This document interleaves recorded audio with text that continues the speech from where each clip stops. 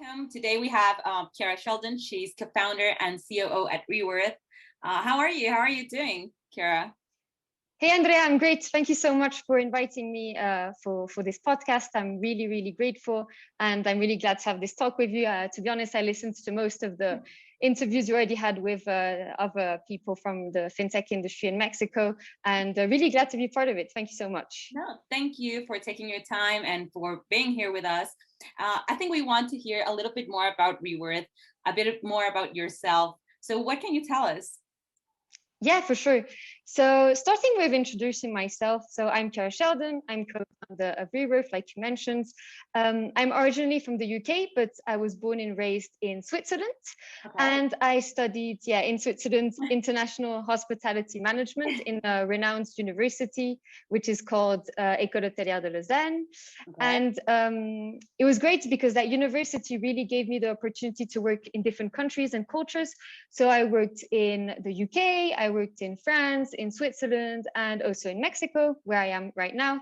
In terms of experience, so I worked in 5-star hotels, managing teams in very stressful environments, and also high quality, because in 5-star hotels, you need to keep those standards. So it was really interesting.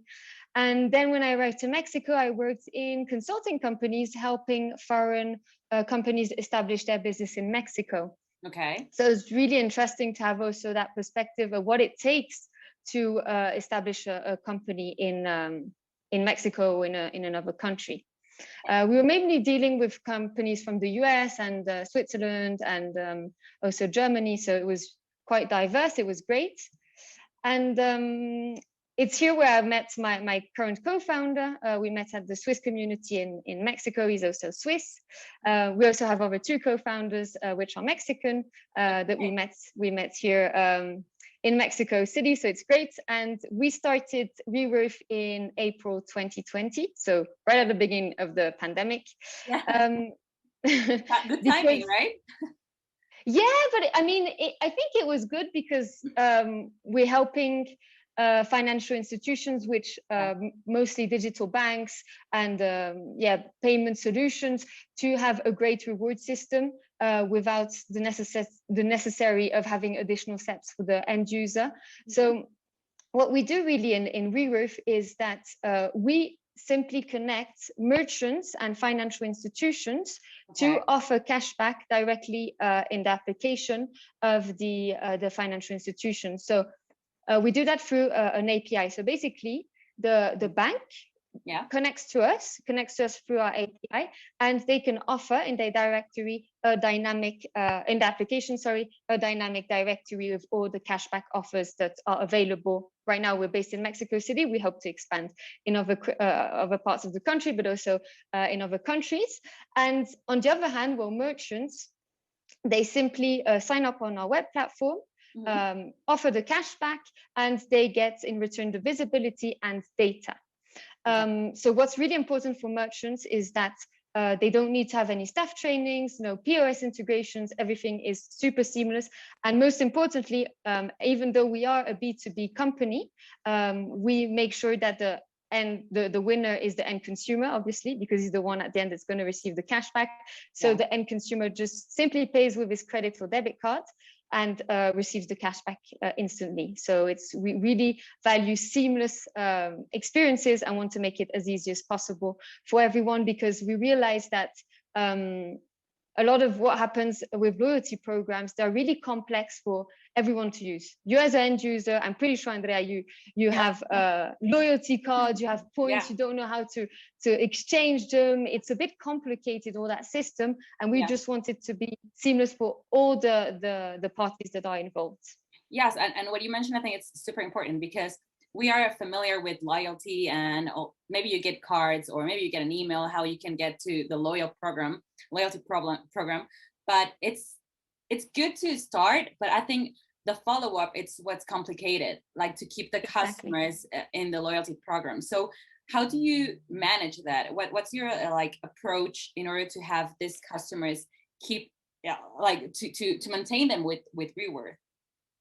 So what happens is that we work directly with financial institutions, digital banks mostly, and with merchants. We don't really interfere with the end consumer because we want exactly the financial institutions to have their, let's say, their own reward program. It's powered by us. Yes. But they have their own reward program directly integrated into their application, so that they don't need us to interfere with that, and so they can really direct the way they want to communicate with their customers.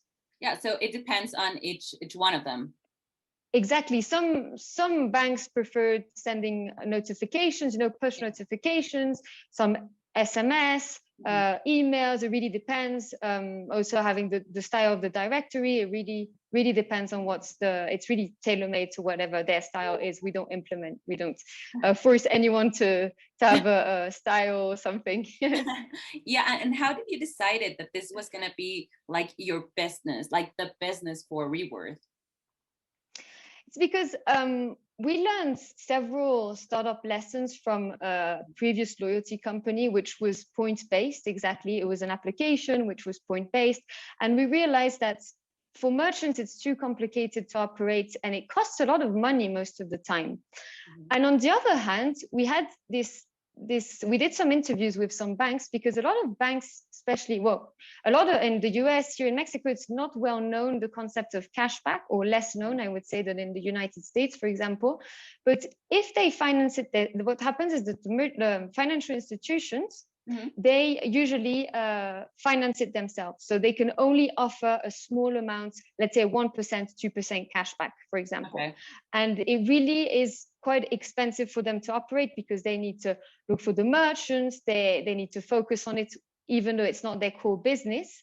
So we wanted to make the connections between the financial institutions or the banks and the merchants. So it's something it's really seamless and integrated with the both parties, so they don't need to, there's not the merchant that has his own loyalty program, whereas the bank has another one, and it's a bit complicated. So we wanted to link those two. And also one important fact is the data that's there, because, for example, when merchants have their own loyalty program, they obviously know what happens with their loyalty program, and they don't really receive like very actionable data. Whereas if you work directly with a financial institution that receives a lot of data transactions about customers, they can also make better decisions based on this data, and we also can help them do recommendations based on what we see with the different transactions and what's happening out there.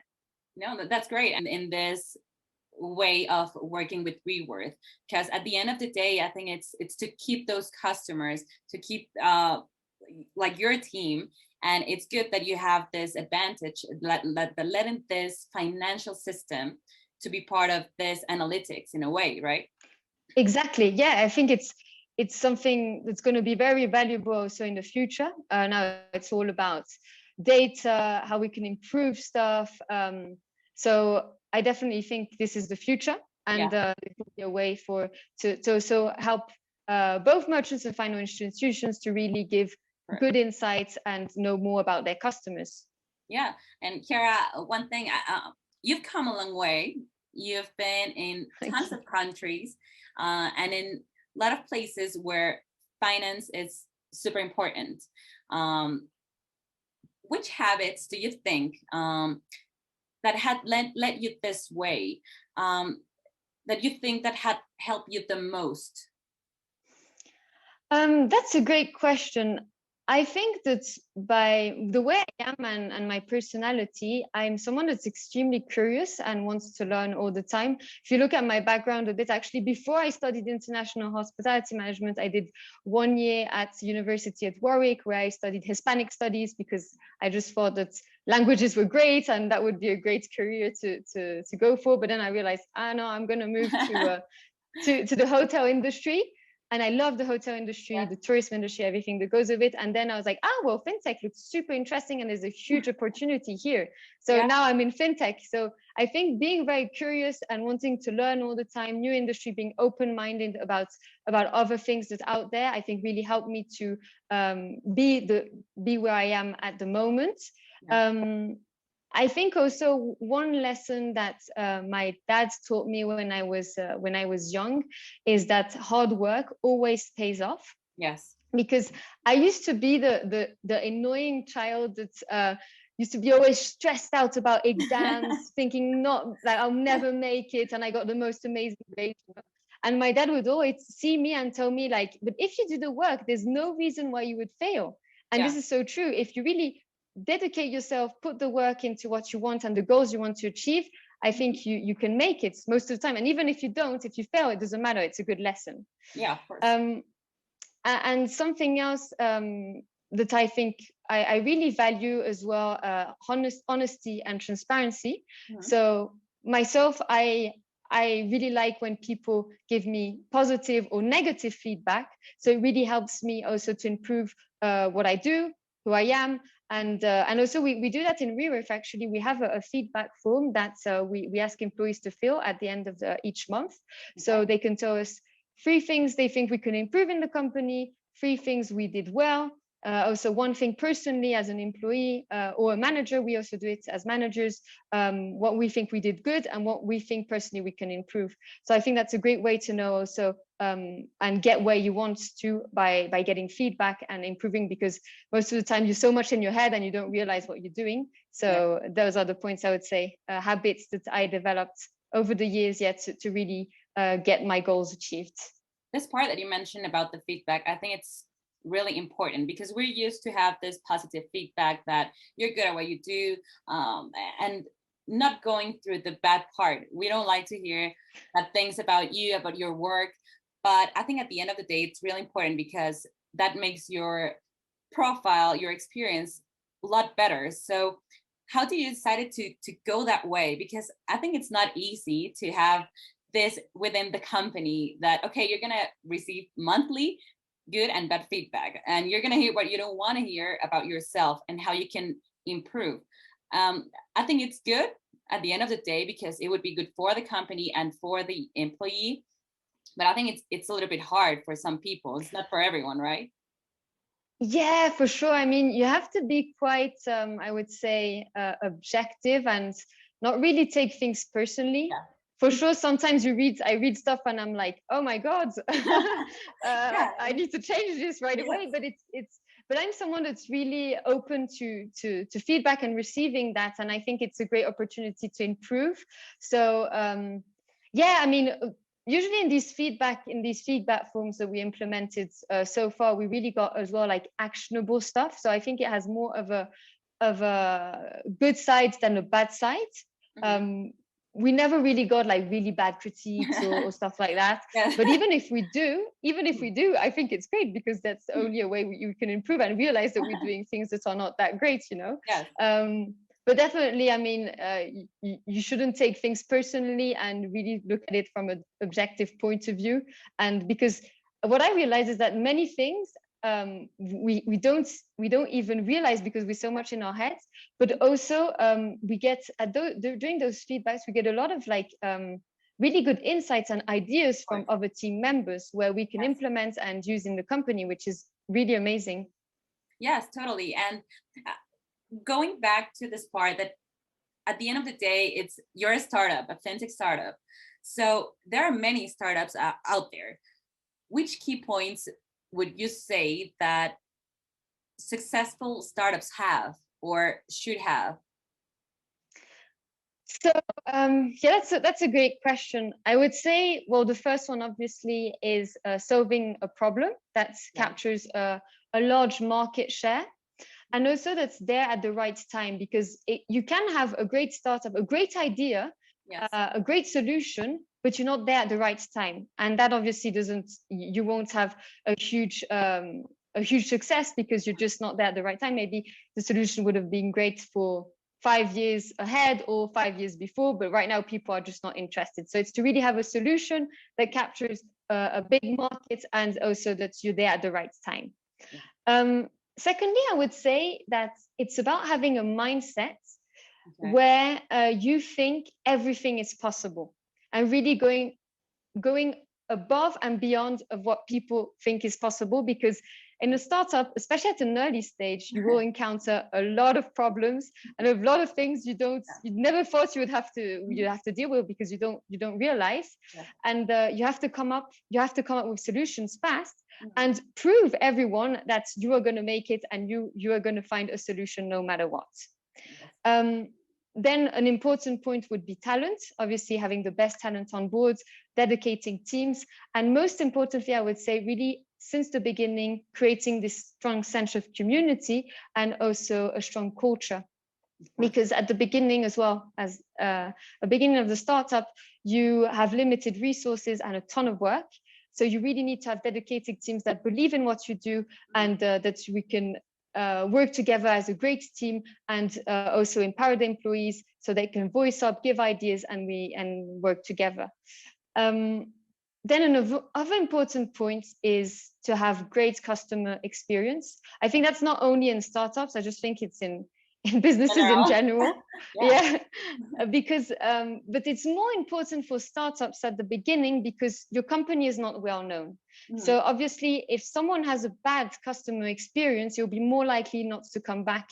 Because if you get a bad customer experience in McDonald's, well, even though you had the bad experience, you know that you'll probably go back. You don't care. You probably go back for your Big Mac anyway. So at the beginning, for a startup, it's super important to generate that trust and really give answers in a timely manner, and be there for the customer, building that connection. But I would not only say building that trust for customers, but also generating trust among all the stakeholders involved. So meaning investors, providers, and employees. Because that's extremely important to show that you're actually building something that is a great solution for a market or whatever you're building. And one way to do that, I think, is to participate in accelerators, if that's possible, startup accelerators, also participating in networking events. Just get yourself out there, your company out there, so you can also create that effect of word of mouth, where people can start talking about you and generating that trust and that boom around your company. And the last point I would mention is that I think successful startups really work on something that will have an impact on the society, a way on the other, will change the way people do things, or improve processes, or just build something completely new and create that need. So I would say those are the points that make a startup successful. There are many points that I want to address, because I think it's really important. The first one is about making a name for yourself, for your company. So for you, has it been hard since it started all with this pandemic? It's been a major, I think, 2 years for you and for your company, because it's going back also to the habits. You have to create new habits. It's a company that's being born as in a pandemic, so you have to act really different than what you normally do when you're in a company without the COVID. So it's been like a long road for you and for your team. Have you developed new habits with this COVID situation, and not only like personally, but with your company?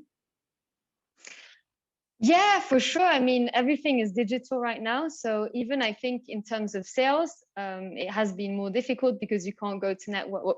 You can go to networking events, but they're mostly online, and it's not really the same experience. So I think in terms of the company, definitely you had to adapt and find new ways to get your company known. So usually, the sales team are really focusing on every digital way to make connections. Would it be LinkedIn, Instagram, Facebook? I was really surprised with Facebook, because in Europe, for instance, we don't really use Facebook for business, even not at all. I found that weird. You use maybe LinkedIn, right? Yeah, we use LinkedIn, and even not really Instagram, but here, Instagram, Facebook, we got a ton of merchants that were interested, and we contacted them through Facebook, which I find great, through Facebook. Yeah, me neither. I wasn't expecting that at all. And actually, I think most of the business, because we run like Facebook ads and also ads on Instagram, Okay. and most of the people that registered as merchants to participate, they were from Facebook. And I was really, really surprised. Yeah. But that's good. It's like So a lead situation. yeah, exactly. And I would recommend anyone that does a B2B business, especially if you're working with restaurants and like stores and stuff like that. Definitely, Facebook is a great way to, especially in Mexico, to get some good leads. Perfect. That's good. That's good to know. Yeah. I was quite impressed. So I would say in sales, yeah, it has been probably a bit more difficult, but I think as well, Okay. everything has been adapted. Like people now are really used to having online Zoom meetings, not meeting like in the offices. I think we probably had only 2 meetings where we had to be there. But other than that, we didn't really need it to go anywhere. So I think it's good, and really embrace the fact that you can also connect with people that are not necessarily in the same city, because because it's, and you don't need to travel. I mean, like if we get some financial institutions interested in Monterrey or even in the US or wherever it could be, we don't even need to travel there, so we don't waste that much time, and we can do everything online, which I think it's actually great. I think the pandemic in that sense has helped a lot. And yeah, in terms of the company habits that we have now, is that every morning we have a daily meeting to talk about what we did the previous day, if there's any blockers, so that we really get the team a bit together and also know what's happening between departments. Because before, when you were in the office, obviously it was different. You're always with the people there, so you can, if you have a problem, you can go and talk to the person directly. And now it's a bit more complicated. We have Slack channels, we have all these tools like to stay connected, obviously. But I think the morning meeting is really good for that, to stay connected, know everything, what's going on across departments. And I mean, I think that's it in terms of the company. Personally, if I developed a few new habits, I think I could share with anyone that's listening to this podcast. I know it's really with the pandemic situation and we're all working from home office. I had a really hard time disconnecting, because and especially when you're in the startup, you have 10 million things to do. Like I never have a day where I think, hey, I have finished my task. Yeah, exactly. That doesn't happen. So And unfortunately, I can't be working day and night. So you need to have some time to rest and free your mind. So what I started doing, especially when I know I'm going to have a really stressful day, is I tend to do 5 minutes of meditation in the morning and probably 20 minutes of meditation before I go to sleep. It helps me to fall asleep as well. So I think that that really, really helped me. I wasn't someone that was really into that before, but then a friend recommended, she said, hey, because I had a hard time falling asleep, because, you know, you're always thinking about your work and other stuff. Your mind is always working. So it really helped me to switch off and help me to fall asleep. Also, what I started doing, and I think it really helped me as well to be more productive during my day, I go out for a walk during my lunchtime, like 20-30 minutes. And before I used to listen to podcasts or music during that time, but now I try to not listen to anything. So I can really free my mind and just be present and listen to whatever is around going on, and not be focused on something again, you know. So those are 2 tips I could recommend to anyone that wants to be a bit disconnected from the work and all the stress that's around the working and working from home. Yes, and I think what you mentioned is 100% a fact. I think we've all been in this situation that, okay, you have this pandemic and then you have tons of time at your office, that it's your home now. And immediately I think that it's misunderstood that if you're at your home, you're available for work 24/7, when it's not. And I think what you said, that you have to have your time for, even it's 5 minutes for meditation before and after, because if you don't do that, then you're going to keep working and working and working, because you're always going to find something to improve. And with startups, it's worse because you keep working, you keep growing, and then you're always going to find something to improve in your business, in your team, even in your website, or different ways to go and take a lead with someone, with a company. So I think it's a very good way to do that. Yeah, and also it allows you to take a step back because you're so much into work all the time. And taking a step back and thinking about like doing meditation or going outside and try not to think too much about what you're doing and like take a break from your work, it really helps you to sometimes have a step back and come back with other ideas or being more creative about stuff. So I think it's a really, really good way to just disconnect and have that outlook on your company.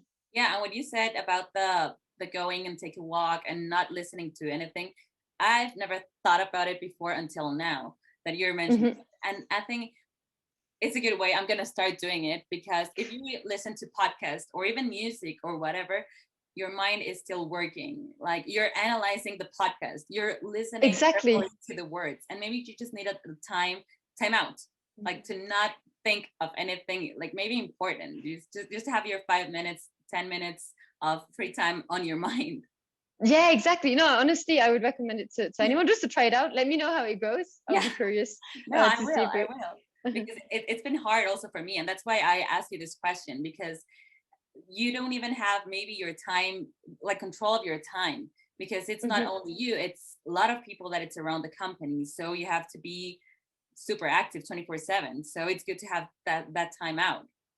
Yeah, exactly. And I mean, usually 20 minutes, half an hour usually doesn't make a huge difference Yeah, in your company. So I think it's a great moment. It's really important. I think it's extremely important not to be always 100, like to have these times to disconnect. totally. And Chiara, this question is because I'm interested in knowing, you've been to all these countries. Also, you're co-founder. Why did you decide to be in Mexico? How did you get to meet like the other founders and said, okay, we're gonna go to Mexico, maybe not to Switzerland or France or London?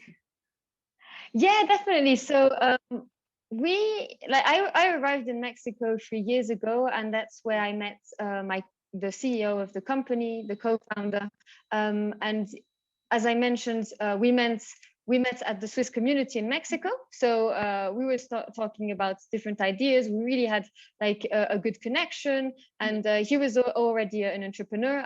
This is my first company I built, but we really had a good. Congratulations. Yeah, thank you. It's a super experience, honestly. But yeah, so we really had a good connection, and then we came out. We were talking, and we came out. We came about this idea of building Reworth, and we started at the beginning of the pandemic, so in April 2020, and then John joined us, which is our CTO, because we really needed a tech guy. Obviously, if we're building a technology company, we need someone that's an expert in technology. So he joined us as well. He had previously worked with Rafael before, the CEO. So he joined the team. And then as well, Joaquin, which is also one of our co-founders, joined us a tiny bit later, like 2-3 months later, and he was really in charge of he's really in charge of everything around product and marketing. And he met Rafael as well a few years ago. So it's really Rafael that brought everyone together, the team, and honestly, we're great. Like it's amazing. I think we're a really good founders team, and we're creating a really good, I hope, a really good company. And the reason why we are in Mexico is that, well, we are all based here, first of all. I've been here since 3 years, Rafael as well, since like 5 or 6 years now. Well, John and Joaquin are Mexican. And we really believe that Mexico has a lot of opportunity. Okay. We see that there is a big gap between, there is a big gap between everyone that's like people are not financially included as you would see probably in Europe or in the US, in the sense of like bank accounts. If you look at bank accounts here in Mexico, only 40% of the population owns a bank account, whereas in Europe or in the US, most people have a bank account, so there's this great opportunity for financial institutions to innovate and to bring people to get financial education and be financially included. And also with this like I realized that in the past year, especially in Mexico, that there has been loads of digital banks popping up every day. I look at my social networks, I see tons of new companies popping up, which I find great because it shows that the ecosystem is really evolving. But our solution also helps these financial institutions or digital banks or banks in general to have a differentiator and also become top of wallets. Because if you have a great cashback reward system that's super easy to implement and that requires nothing for the end consumer to do, just pay with his credit or debit card, well, obviously, then consumer would be more likely to use that credit or debit card instead of any other payment methods, because you get a super cool cashback at every time you pay, you know? Yeah, every time. Exactly, it's a good situation. And also in the case of financial institutions, what happens a lot, especially digital banks, a lot are still at an early stage. Not all of them, some are already very developed, but building a loyalty system or a reward system is very time consuming and is not their core business. And it usually costs a lot of money. So we're really a solution that would help them in a cheap way, we would say, to get this reward program running in a very small amount of time, and that's really relevant to consumers. And also, during the pandemic, we saw that merchants also were really affected by the pandemic, and we really wanted to help them to get more visibility, new customers, and actionable data. And this can be obviously done through the directories of digital banks. If they get that positioning out there, they can get new customers and visibility, and also data. Yeah, because it's good. At the end of the day, I think it's what your goal is, with what the goal of Reworth is. And I think what you mentioned is, it's really a key point in why fintech is being so important in Mexico and in Latin America. So it started with you and pandemic and this decision of opening this company, but I think that it's going to keep growing a lot, because also the team, the core team, has the same mindset that you mentioned before about the habits. So I think that's what keeps making these companies being this important for Mexico and for financial systems and for the ecosystem at the end of the day. Yeah, definitely. I mean, for sure, the team is always, it's really important to have the right team to build a solution. It's everyone has their own expertise and the way of doing things. So definitely that's an important point. And especially, yeah, I would say building a startup or a company that's in the sector of financial technology, I think in Mexico has a great advantage, because there is this fintech law that started a few years ago and really puts Mexico ahead of the game, because I believe that it's one of the most robust and comprehensive legal frameworks here that you can find in Latin America. So it really helps also businesses to innovate and come up with new business models. So yeah, I would definitely say it's a great place. Latin America is definitely a great place to start a fintech company, due to many reasons. The opportunities out there, also the laws that are starting to get through, and really helping also financial institutions or financial technology companies to innovate and really bring all the population to a net, or to be financially included via technology. Yeah, and I think it's perfect timing for this, like for fintech and for Latam and Mexico. What you said about the laws, about this financial technology that it's coming up all together, is what's going to make fintech keep growing in Mexico. So yeah, it's a good time for you to go and build your first company, Chiara. Yeah, exactly. Thank you. Yeah, no, I totally agree. And yeah, and for sure also, well, COVID obviously has was very drastic and very difficult for many reasons. But at the same time, COVID really gave an acceleration to everything that has to do with technology, one of which is the fintech industry. So I think it's also a great opportunity for people now that have ideas of of how you can work with technology not only in financials, but any other sector that's related to technology. It's a great moment to innovate, because right now we had an acceleration. We have reached levels that we would have reached, I think, like in the next 5 years. So we really advanced in that sense. And what can you tell us of what can we expect in a few years with Reworth? Like, just to have this closure, because we have the beginning, the middle, and what can we expect about Reworth? So we really, first of all, so we're starting in Mexico because of the reasons I mentioned before, but we are planning on expanding internationally. Right. It depends a lot also on our bank partners. So if we have a great partner, in Brazil, we would definitely expand firstly in Brazil. Then if it's in the US, we'll go to US, but ideally it would be all around the world. That's great. We're really ambitious. No, it's good. It's good. Because at the end of the day, what's really great with our solution is that it can be implemented in anywhere in the world. It's not restricted to Mexico, for example. Okay. And also one important part of our company is that we really want to start with a cashback, but probably later we would like to see how we can also leverage the data and probably also offer other types of reward systems, such as discounts, or other innovative solutions that we will come about, I hope, in the next years, and really leverage also that data, because like I mentioned, I think really data is the future. And by using the data that's available to us, we can really help merchants, we can help financial institutions to really give the best customer experience possible. Well, yeah, and I think we're going to keep looking at Reworth and see how it keeps growing. 100%. I believe that it's like you said, a company that can be working anywhere in the world, because you started working 100% remotely, and that exactly means a lot for a company, because you're not like this changing from working normally before COVID. You started like that, and I think that's very important, and I think that's going to make it available for every country. So we'll be checking on you, Chiara, 100%. And I want to thank you for your time, for letting us know a little bit more about you, about Reworth, about what we can expect with you guys. Yeah, great. I mean, thank you so much, Andrea, for this moment. It was great.